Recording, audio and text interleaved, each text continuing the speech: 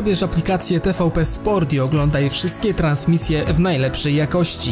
Linki do sklepów znajdziesz w opisie. Dustin, thank you very much for finding some time to speak ahead of probably the biggest fight of your life. And I want to start with a quote of your wife after you knocked out Conor McGregor. She said, "That's the last time you will ever doubt my husband." And it looks like they are keep doubting you. No, it's a position. I've been fighting a very long time. It's a position I've been in so many times. I'm in control, not the people on the outside. Okay, I see. So when you were fighting Max Holloway, you said it's 25 minutes to make life fair. Then it was 25 minutes to eternity, and now it's 25 minutes to finish the story. And I think the magnitude of this fight really hits different. I don't know if it's just my opinion, but there is something special about this weekend, even compared to other title fights. Yeah, it's been a long journey, and I think the fans have been watching my story for a long time now. So they've kind of on this ride with me. They want to see what's going to happen. I'm getting older. I have another title shot here. Can I do this and finish the story? Can I write the last chapter of this book? And we're going to find out Saturday night.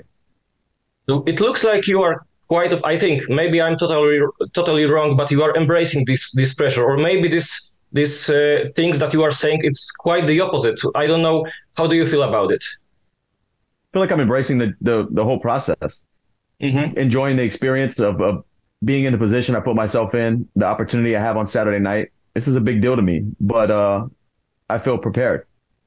Okay, so yesterday I was talking to Mike Brown, and we were just discussing about your whole career and this road that you've been together. And I was watching this documentary, the Fightville, that you were one of the stars back then. And after these years, what is the biggest change in Dustin Poirier, in your opinion? And is there anything that you miss from that younger Dustin?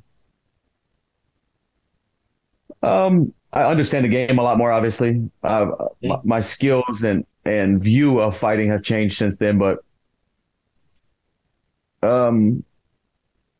what I miss about being that young fighter is the ignorance, not knowing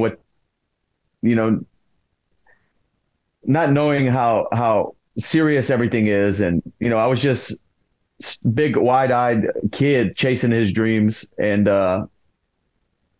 yeah, it's just you learn so much on the journey. I've been doing this a very, very long time.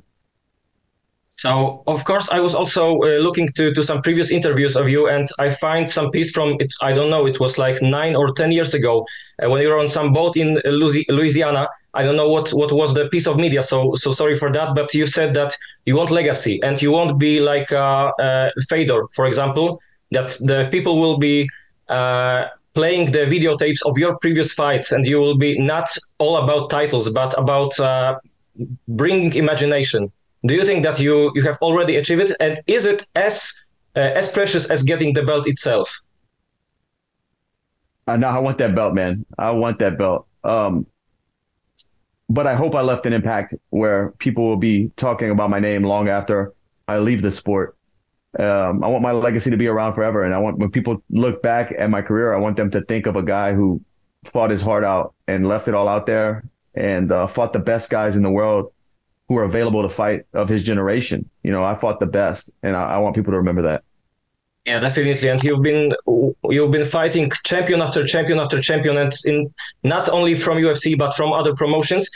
You've also experienced how the sport has been growing through these years. And I wonder, is it, in your opinion, the best era of lightweights? Because it has been also always the deepest division, but you've seen it through some different times. I think the last 4 or 5 years of the lightweight division have been the best fighters. It's been the toughest division, the deepest division, the most talent stacked division in the UFC for sure. For Polish fans, it's a big things to see how you're bonding with Mateusz Gamrotem, and the news that he will be in your corner has brought some joy for us. And I wonder how this relationship changed over these years, because he was at the beginning some guy from Poland who was coming just for some short times to train in ATT, and now he's like your main sparring partner. Yeah, and I'm excited to have him in the corner. He's been a great help not only this camp, but my last camp. And we've been training for years together. But he's one of the guys who really pushes me, and I learn a lot from him. So I thought it was important to have him in the corner here in New Jersey Saturday night. And of course, his wrestling attitude was the biggest value for your camp. But yesterday at Media Day, you were saying that he's not kind of a wrestler as Islam or Khabib, more like a chain wrestler, right? But I wonder, did he try to adapt to their style, or was it more like to maintain pressure on you? A bit of both. He did his own strengths, but also mimicked a lot of things with trips and with body locks that we see from the guys from Dagestan. But I mean, I think Gamrot's one of the best wrestlers in the UFC. Mm-hmm. Was it the hardest camp for you, like wrestling wise? It was tough, man. It was very tough. I don't know if it was the hardest, but it was definitely exhausting weeks of wrestling over and over with this guy. Gamrot doesn't get tired, man. He has a gas tank and a very high level wrestling pedigree. Okay, so I think the other great piece of news for you and for your fans is that you will be walking out to this Diamonds cover. And it has been like a viral thing in MMA community for weeks, I think. But I wonder, is it just solely thanks to fans, or you are thinking about something special either way? No, it's a bit of both. I really like the guy's voice. I think it's fitting for this night, and I see all the fans asking for it, so I'm gonna do it. Okay, and also you've been mentioned in some of the earliest interviews that the fight between Griffin and Bonner was something that brought you to the sport. And I wonder if you could pick one of your fights, so many of them, that will be the staple of Dustin Poirier and for other generations in the future. Which one would you pick?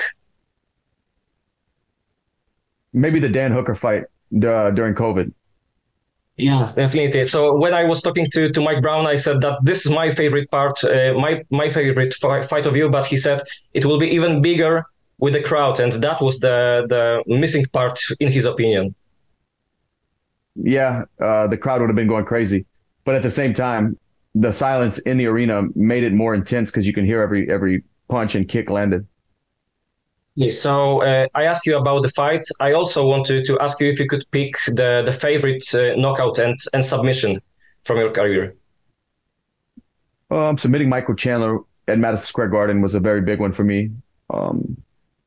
And this last fight, knocking out Benoit Saint Denis when I was an underdog was big, but also knocking out Conor in Abu Dhabi was probably the biggest.